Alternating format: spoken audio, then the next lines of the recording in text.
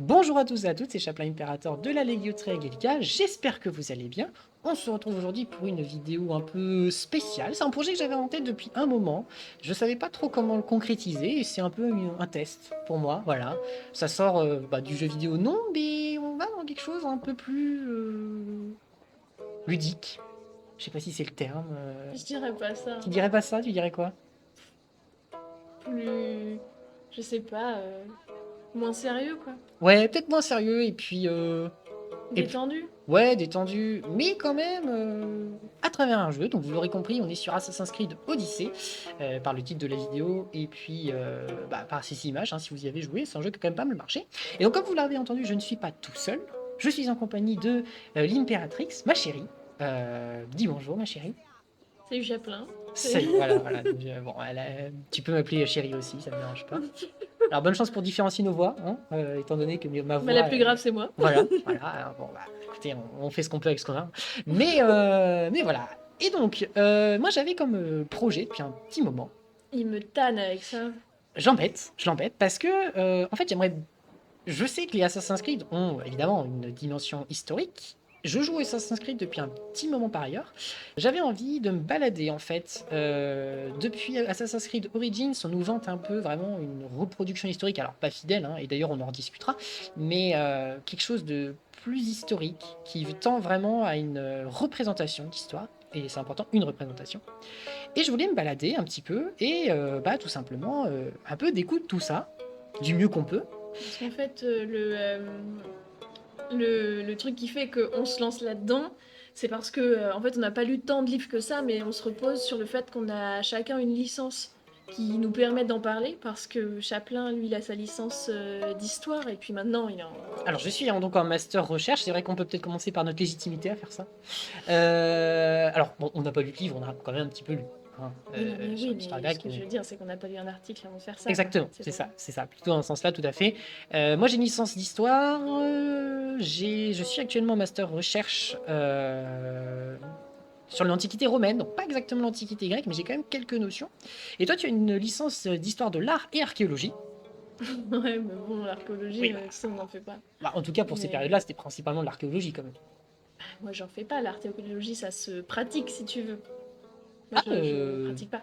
Donc, non, à non, tu partir de n'es ce pas moment-là, c'est de archéologue. l'histoire de l'art. Tu n'es pas archéologue, mais tu as des notions d'archéologie. J'en ai, mais ça sert à rien pour ce qu'on va D'ailleurs, j'en faire. ai fait aussi un petit peu de l'archéologie, notamment l'Antiquité. Mais bon, peu importe. Mais non, mais ce que je veux dire, c'est qu'on va principalement reposer notre regard sur des bâtiments, sur des sculptures. Oui, mais ça, c'est Donc, de l'art, c'est pas de l'archéologie. ok, L'archéologie, c'est... Bon, je me, bon, bref. je me fais engueuler par la puriste. Mais en tout cas, Bref. voilà. L'objectif, c'était voilà, de se balader. Alors bon, toi, t'as pas. C'était un peu ma condition si tu voulais bien faire ça. Du coup, j'ai réussi, hein. Que tu découvres un peu tout ça en live. Alors encore une fois, on considère pas qu'on est légitime. Prends ton bonbon. On considère pas qu'on est légitime dans la mesure où on sait tout. Je vais essayer de faire un gros travail au niveau du montage parce que peut-être qu'on dira des bêtises et peut-être qu'on se dira après, ouais, c'est quand même bizarre ce qu'on dit. On n'a pas la vérité absolue. Les développeurs non plus, et justement, on n'est pas là pour foutre sur la gueule du jeu. Au contraire, pour jouer à ce jeu, je trouve qu'il y a quand même pas mal de bonnes choses, vraiment beaucoup, sur lesquelles on pourra revenir. Ce que je vois déjà devant moi, c'est assez satisfaisant, hein. Voilà, non mais tout à fait, il y a plein de choses à dire, dans le bien, de mal, on va essayer de finir l'intro, donc j'ai terminé, mais tout ça pour dire qu'on n'est pas là pour bâcher le jeu, au contraire, c'est critique, critique dans le sens vrai, enfin littéral de la critique, c'est-à-dire que c'est du mauvais, mais toujours essayer voilà, de découvrir un petit peu tout ça, et puis de nous suivre tout simplement là-dedans pour cet épisode, s'il y en a plusieurs, si ça plaît. On va commencer par le plus facile, je pense, hein, qui est l'Acropole d'Athènes. Alors pour ceux qui, du coup, petit peut-être contexte historique, et puis je vais commencer à marcher. Allons-y, ça fait 1000 ans qu'on a commencé. Ça va, ça fait 5 minutes, c'est un nouveau truc. hyper long. Moi, à chaque fois, je les passe tes intros, hein. Ah bah voilà, bah Je merci. trouve ça super chiant. Donc, on est sur l'Acropole, donc à Athènes, évidemment, en Grèce antique. Sachez que ces marches dans la vraie vie, pardon. Sachez que ces marches dans la vraie vie, c'est un enfer, hein. Un enfer. Oui, effectivement, on a été à Athènes. Donc en plus, on va voir aussi un petit peu, il n'y a pas longtemps en plus, Mm. ça va nous permettre de. Et c'est surtout là, en fait, c'est peut-être aussi pour ça que je me suis décidé à acheter le jeu, hein. C'est que j'avais envie d'un peu d'y retourner. Et j'avoue qu'à certains moments, je me suis un peu fait kiffer, quoi, en retournant tout ça. Donc, l'Acropole a été construite bien avant. Donc là, on est en 430, hein. Enfin, l'Acropole, c'est une colline. Dessus, on va trouver un certain nombre de monuments religieux. Politiques, je crois pas, hein. Je crois que c'est principalement religieux. Hum, Je crois, non, non, Je ne sais pas. il me semble que tout était installé dans la cité. L'Acropole a vraiment ce domaine, ce principe religieux. Mais l'objectif, c'était d'avoir un point en hauteur qui, évidemment, soit là pour louer les dieux. Et bien évidemment, Athéna. Bah, ça, de toute façon, c'est un principe de base qu'on retrouve partout, tout le temps. C'est tous les monuments sacrés, tout ce qui est en rapport avec la religion, et subit toujours cette loi de la verticalité. Hum. Plus c'est religieux, plus ce sera fait enfin, plus les humains feront en sorte que ça soit haut. Les temples sont toujours en hauteur.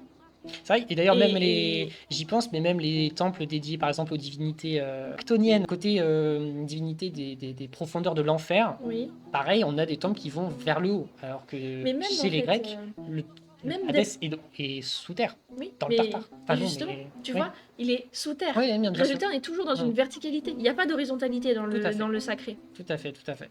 Donc, en fait, là, c'est pas étonnant. C'est juste, une fois de plus, ça montre bien que les humains ne changent pas dans le temps et que on toujours au plus sacré, au plus haut, parce que ce qui touche le ciel, c'est les dieux. Ce sont Exactement. les dieux. Et peut-être Pour commencer, parler français. bon, c'est pas exactement l'Acropole, mais je pense que tu as des choses à dire sur ceci.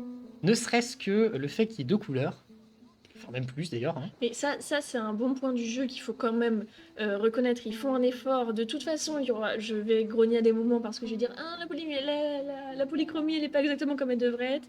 Mais déjà, rappelons-nous, et merci, le jeu le fait, les statues sont peintes. Mm.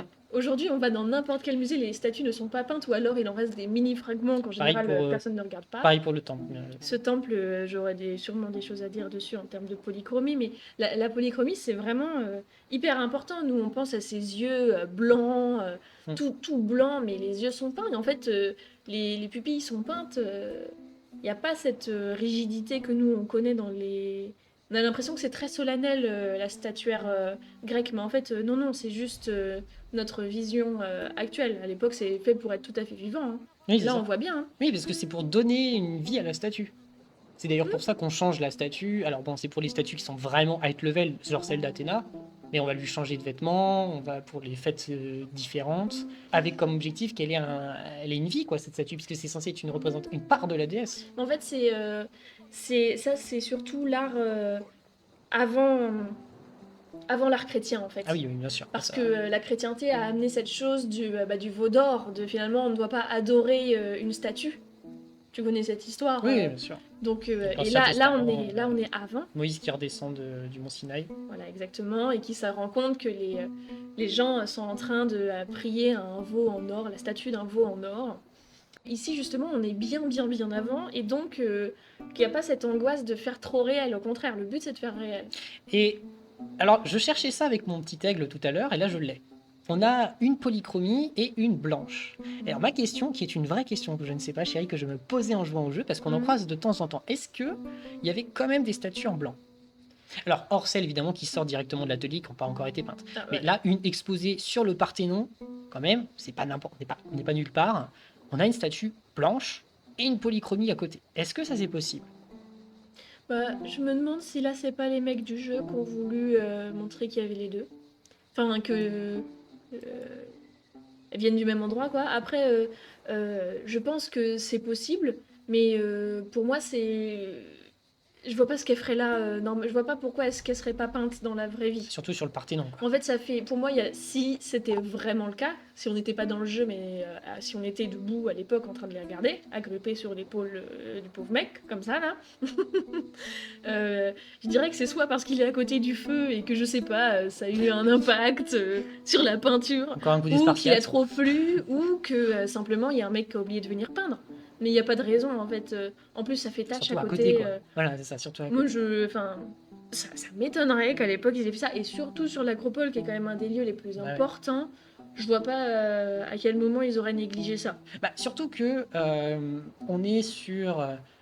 Euh, Aujourd'hui, c'est devenu un canon de beauté. L'art, enfin, on fait des bustes blancs. Enfin, on en fait de moins en moins. Par exemple, Louis XVI, il a fait un super beau buste. Il a voulu blanc. Louis XIV aussi. Oui, parce que Parce que justement, c'est parce qu'on a retrouvé des trucs blancs et Mhm. qu'on ça fait réfère à l'Antiquité et que ça c'est stylé. Mais par sûr, contre, tu veux je pas se suis leurrer. très fier d'avoir un truc. Là, j'ai un truc que t'as pas là. Enfin, que t'as pas. À Il gauche. y a le prolongement entre le front et le nez. Il y a une ligne là. Oui. Et ça, c'est un canon de beauté, et notamment, c'est sur la statue de David de Michel-Ange. Mhm. C'est très bien. Alors lui, bon, lui, il le reprend, puisque justement, on en avait déjà. Et du coup, c'est un symbole un canon de beauté, de dire qu'il y a le prolongement de la ligne du front, en fait, sur le nez.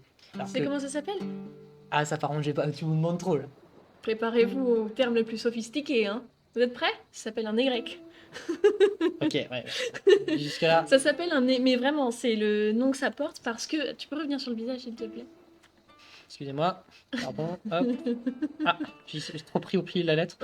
Voilà, de profil. Voilà, parce qu'en fait, vous voyez bien cette prolongation là, elle plaît et ça devient un canon Hmm. dès l'Antiquité grecque parce que c'est la symétrie.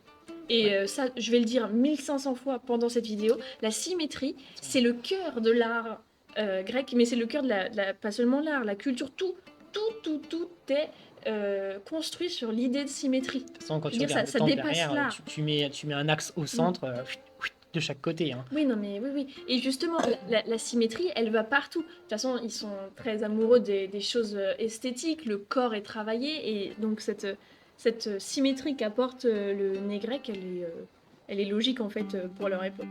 Pas Mais de, du coup, ça s'appelle un nez grec. pas de contraposto, par Mais contre. non, mais avant.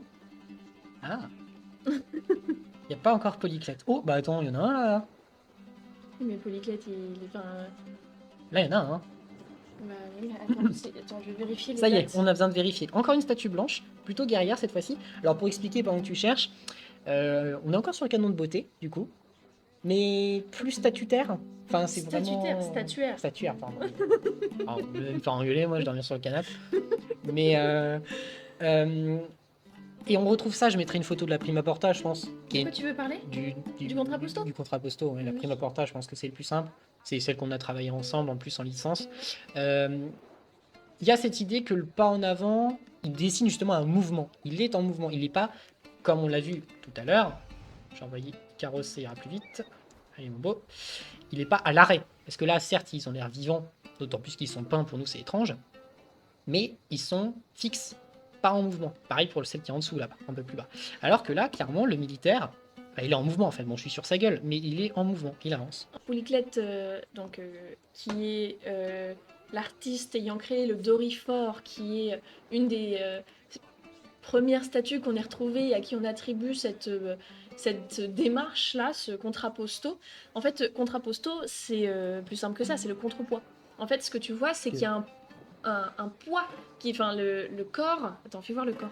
Bon, je trouve que là, c'est un. Enfin, bon, ça illustre sans illustrer, mais on vous mettra une petite image du Dorifort de Polyclette qui est à l'origine de ça. Mais donc, ce contrapposto, donc les mains qui bougent, les pieds qui sont en contrepoids l'un de l'autre, on voit bien que ces hanches, il n'y a pas un poids équilibré entre la jambe de gauche et la jambe de droite. Tout ça fait qu'il y a du mouvement, ce qui permet de casser l'art de l'époque archaïque qui existait avant, qui était avec des chorés, choroïs, on mettra des images de tout ça. Oula, bah là, j'aurais besoin de toi pour savoir ce que c'est. C'est le nom des... Enfin bon, on mettra en image, ce sera beaucoup plus clair, mais c'est très rigide, on dit hiératique. Et là, justement, pour briser ça, on fait ce contrapposto, c'est Polyclette qui instaure principalement ça, mais il y en a d'autres, il n'y a pas que cet artiste-là. Et ouais, c'est sympa qu'ils en aient mis un là. Ils en ont mis plusieurs, hein. Alors, Et même sur Origins, tout n'est hein. pas comme ça. Hein. Non. Toutes les statues ne sont pas des contrapposto, mais c'est juste pour Mm. montrer toute Bah, la qualité et tout le souci Bah, des Grecs pour ce genre de choses. Typiquement, je vois pas une statue divine en contrapposto. Oh, il doit y en avoir. Il doit y en avoir. Hein. Typiquement, Athéna, elle est pas, hein, Bah, elle est... debout. Dans le jeu, Ouais, bah, mais- on va voir ça. On va voir ça. Alors bon, je regardais, là aussi, chose très intéressante. On n'a pas besoin de s'arrêter longtemps, mais c'est qu'elle n'est pas en pierre. Euh, De quoi? la statue sur laquelle je suis, en fait, j'arrive. Quand on est. Elle est en bronze. Bah, Alors, je sais pas si celle-ci est en bronze, mais je sais que dans le jeu, il y en a en bronze. Clairement, c'est du bronze. Et ça, c'est quelque chose qui est assez important de le dire, c'est qu'en fait, on a très peu de restes de statues parce qu'une très bonne partie était en métal, bronze principalement, mais il y avait bien évidemment des statues en or. Et évidemment, quand le dirigeant qui était fait était mort depuis 200 ans, quand on avait une invasion, quand on avait des opposants politiques, même du vivant parfois, la statue était parfois détruite, fondue, pour faire des armes très peu, principalement évidemment être réinjectée dans l'économie, puisque n'oublions pas que l'économie, il est fiduciaire, quoi. C'est du pognon matériel. Mais une belle image, qu'on puisse voir quelque chose, qu'on puisse apprécier dont tu parles. Mais En fait, oui, j'arrive en pas à fait, grimper sur son oui, bouclier mais à ce peu point-là. importe, hein, on Voilà, n'a comme pas ça, besoin. c'est Hein. pas mal. Mais en fait, oui, il faut se rappeler que celle-là, elle a l'air en or quand même, non? Elle a l'air en or, hein, ce qui n'est pas étonnant pour l'endroit où on est quand même. Mais bon, Et derrière, par exemple, mais voilà. ça c'est bon, j'entourerai évidemment au montage. Le Là, fronton, en c'est fait, le il montrait le fronton, fronton. c'est du bronze. Et ça, oui. En fait, la majorité des statues, mais on parle d'une majorité écrasante, sont en bronze parce que même la pierre, ça reste extrêmement difficile en termes techniques. L'or, ça coûte beaucoup trop cher. Donc, et oui, en fait, en majorité, ce ne sont pas même simplement pas de la pierre, c'est du bronze. Salut mon boy. Je l'ai reconnu là, c'est Périclès dans le jeu. Donc je spoil pas ce qu'il devient, hein, mais là c'est ouais, voilà, il est là. Ah putain, je peux faire ça. J'avais oublié. Je peux me mettre en première personne. Ah, sympa. Alors attends, arrête de bouger. Est-ce que tu veux que je me mette en vol autour d'elle? Ou est-ce qu'on est bien là? Non, ça va. Alors après, moi, son emplacement, là, où elle est, je n'en sais rien de si c'était là. Hein. Je peux pas ni affirmer ni dire l'inverse.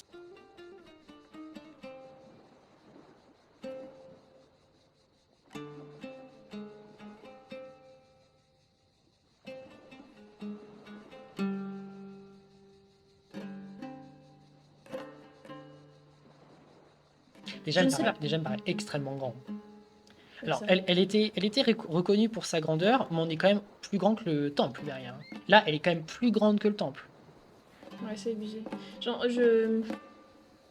j'émets des doutes, mais voilà. Alors, c'est pour un autre domaine, mais typiquement, je pense, l'œuvre grecque que j'ai étudiée, qui peut un peu faire penser à une statue colossale au sens littéral, le colosse de Rhodes, qui a toujours été. Enfin, on a l'image aujourd'hui de Game of Thrones en fait. Mais le colosse de Rhodes, moi je me souviens très bien de mon prof qui me disait en fait, on sait même pas à quoi il ressemble. On a vu énormément de possibilités, on a des pièces qui représentent où c'est juste une barre en l'air. Alors, est-ce que c'est une simplicité qu'on a fait sur la pièce quand on connaît les capacités qu'ils avaient à représenter les choses? Typiquement, la seule représentation qu'on ait du Colisée avec des gens dedans, c'est sur une pièce. Donc, si on avait voulu faire ça, alors certes, on est un petit peu plus tardif tout de même, mais ce que je veux dire, c'est qu'ils avaient les capacités de faire des choses assez précises. Et, et là, c'est vrai que en fait, ça me paraît immense. Alors, qu'elle était monumentale, ça c'est évident. Typiquement pour le Colosse de Rhodes, encore une fois, si on les a appelées 7 merveilles du monde, c'est parce que elles étaient impressionnantes. Maintenant, d'ailleurs, elles étaient toutes grecques, pour le citer encore une fois, ce prof. Mais voilà, j'ai mis un doute sur la taille. Alors, ils ont peut-être travaillé sur des sources, et là, je les ai pas, donc ils ont peut-être totalement raison. Tout ce que je dis, c'est que si c'est effectivement grand comme ça, on est encore là sur une belle représentation de leur capacité artistique, en fait. Enfin, je sais pas si t'as je sais pas, chérie, si t'as l'idée du temps qu'il faudrait pour faire une statue de cette hauteur en C'est impossible. bronze, mais c'est un travail de Mais malade mental. honnêtement, on peut pas clairement dire, tu vois, les détails qu'ils ont fait sur son torse et tout. Que je monte? On n'en sait rien. En fait, honnêtement. Oui, c'est ce que je dis pour le colosse, quoi. C'est une belle idée. Ah, bon, je n'entends pas parce que t'as pas voulu les écouteurs, mais quand je monte, ça fait clic, clic, comme si j'étais sur du métal. Bon, alors dessus, c'est une méduse. J'arrive pas à monter. Ouais, alors ça te fait très romain quand même. Hein. Après, ça existe peut-être. C'est peut-être juste que je suis pas au courant, mais. J'arrive pas à monter plus, mais Mais tu vois, tu veux dire tous ces détails-là, peu importe, finalement, t'as pas besoin de les montrer. Ce que je veux dire, c'est que on n'en sait rien. On n'en sait rien, quoi. Après, pour citer mon professeur d'antiquité grecque, qui est lui un vrai archéologue reconnu et compagnie, il dit tout le temps que l'absence de preuve n'est Oui. pas la preuve de l'absence. Bien sûr. C'est pas parce qu'on n'a pas trouvé, c'est pas parce qu'on sait pas que ça n'a pas existé ou que le colosse de Rhodes n'a... En fait, comme on ne sait pas, on n'a pas de preuve ni que ça existait, ni que ça n'ait pas Je suis bien existé. d'accord. Par contre, on a quand même les connaissances des capacités de production de l'époque. Et peut-être que c'est là-dessus que certains peuvent tiquer pour construire un truc pareil. Franchement, je sais pas. Mais on s'attarde pas, on sait pas pour ce cas-là. Mais mine de rien, c'est. En tout cas, je pense que s'ils avaient pu faire un truc, en tout cas, des statues plus petites qui ressemblent à ça d'Athéna, il y en avait. Oh oui, oui, Ça, je veux dire, sur la forme et ouais, tout, il n'y a rien c'est d'étonnant là-dedans. iconographiquement, je pense que c'est pas mal avec la petite chouette qui est un poil trop parfaite pour moi. Mais bon, encore une fois, on est sur le Parthénon, je pense qu'ils auraient fait un peu attention à tout ça. Voilà, donc pour conclure cette vidéo, qui ma foi est un petit peu longue, on a décidé de la couper en plusieurs parties, notamment en décidant de faire une première partie plutôt sur les statues, ce qu'on a évoqué tout simplement les statues, la polychromie, etc. Une seconde partie de toute façon prévue sur le Parthénon, de manière générale on parle principalement du fronton, des piliers, ainsi que l'intérieur, de mosaïques notamment. spoilé tout, quoi. Voilà, c'est ça pour annoncer la prochaine partie. Donc cette partie, de toute façon, la prochaine partie, la partie 2 sera sur le Parthénon. Et encore une fois, si jamais le principe vous intéresse, eh bien n'hésitez pas à nous proposer d'autres endroits de Grèce, ou tout simplement nous dire que ça nous intéresse, faites un autre endroit, ou continuez d'Athènes, enfin voilà. Voilà, je sais pas si tu as quelque chose à rajouter. Non, bah pas tellement, simplement que c'est une amorce, finalement c'est une vidéo simplement de détails, il n'y a rien de grand, mais ça permet de entamer une petite série de discussions là-dessus. Voilà, c'est une vidéo en plus qui a un petit peu traînouillé au début avec l'introduction, que je voulais un peu complète pour bien expliquer les choses, qu'on prenait voilà, pas ça sérieusement, etc. Donc voilà, elle a un petit peu De toute façon, vous allez la traîné. passer, l'intro. Voilà, mais dans tous les cas, au moins c'est clair. Et puis évidemment, pour les prochaines vidéos, on essaiera d'aller plus vite. C'est aussi un coup d'essai pour moi au niveau du montage. Là, je me rends compte, j'ai bien commencé puisque cette conclusion l'a fait plus tard. Donc, j'essaie au maximum de donner des informations. N'hésitez pas à nous poser des questions en commentaire, à nous faire des remarques aussi, ça peut être intéressant. Et puis, je vous dis à très bientôt pour une prochaine vidéo. Bisous! Gros bisous de la part de l'impératrix et de l'impérateur. Voilà, ciao ciao!